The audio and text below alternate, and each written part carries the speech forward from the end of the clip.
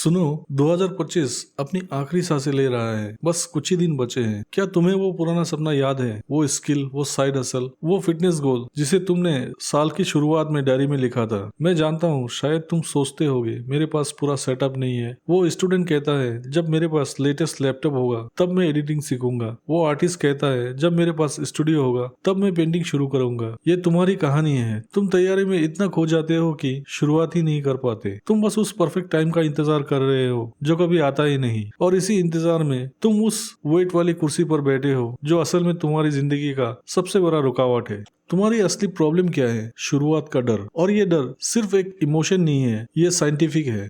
तुम्हारे दिमाग का एक हिस्सा जिसे एमिगडाला कहते हैं तुम्हारा सुरक्षा गार्ड है। जब भी तुम कुछ नया बड़ा सोचते हो, जैसे 10 घंटे का कोर्स या 100 पेज का प्रोजेक्ट, तो ये गार्ड अलार्म बजाना शुरू कर देता है। ये कहता है बहुत बड़ा है, खतरा है, इसमें रिस्क है, तुम फेल हो जाओगे, सेफ रहने के लिए कल पर टाल दो। ये अलार्म इतना तेज होता है कि तुम बिना सोचे चीजों को टालना शुरू कर देते हो। तुम अपने कंफर्ट जोन में वापस चले जाते हो। सोचो, तुम्हारा दिमाग तुम्हें सुरक्षित रख रहा है लेकिन तुम्हारे सपनों से दूर। यही तुम्हारी सबसे बड़ी रुकावट है।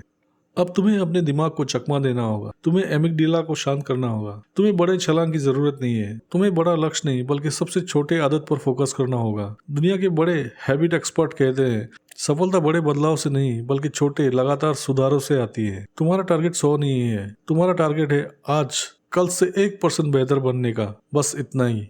अब इसका एक्शनेबल प्लान क्या है? तो ये रहा वो 3 स्टेप जिससे तुम डर को हमेशा के लिए तोड़ सकते हो। यह वैज्ञानिक रूप से हैबिट फॉर्मेशन को आसान बनाने के लिए डिजाइन किया गया है। स्टेप 1, काम को छोटा बनाओ। छोटा काम करने पर एमिगडाला को लगता है कि कोई खतरा नहीं है, इसलिए वो चुप रहता है। ये काम इतना छोटा करो कि उसे टालना मुश्किल हो जाए। उदाहरण के लिए, अगर तुम्हें रोज लिखना है, तुम सिर्फ एक सेंटेंस लिखो। अगर तुम्हें नया बिजनेस आइडिया सोचना है, अपने फोन के नोट्स ऐप पर जाओ और सिर्फ एक टाइटल लिखो। अगर तुम्हें एक लैंग्वेज सीखनी है, बस अपने फोन पर उस भाषा का एक शब्द सीखो। Step 2, dopamine loop. हर छोटी शुरुआत या कंप्लीशन पर दिमाग डोपामिन रिलीज करता है। इसे फील गुड हार्मोन कहते हैं। ये डोपामिन तुम्हें उस काम को दोहराने के लिए मजबूर करेगा। उदाहरण के लिए, जैसे अपनी टू डू लिस्ट का पहला छोटा काम पूरा किया, खुद को बोलो डन, आज का काम पूरा हुआ। ये छोटी सी जीत दिमाग को रिवार्ड देती है।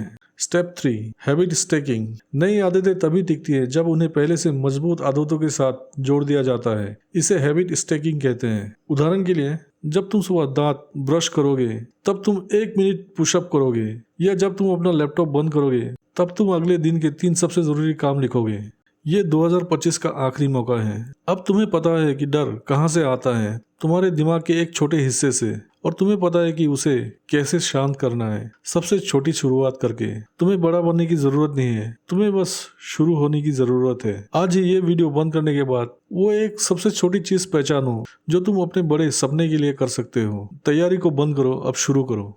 अगर तुम अभी भी रुकते हो तो क्या होगा? फेलियर, तुम्हारा डर यानी कि एमिगडाला जीत जाएगा।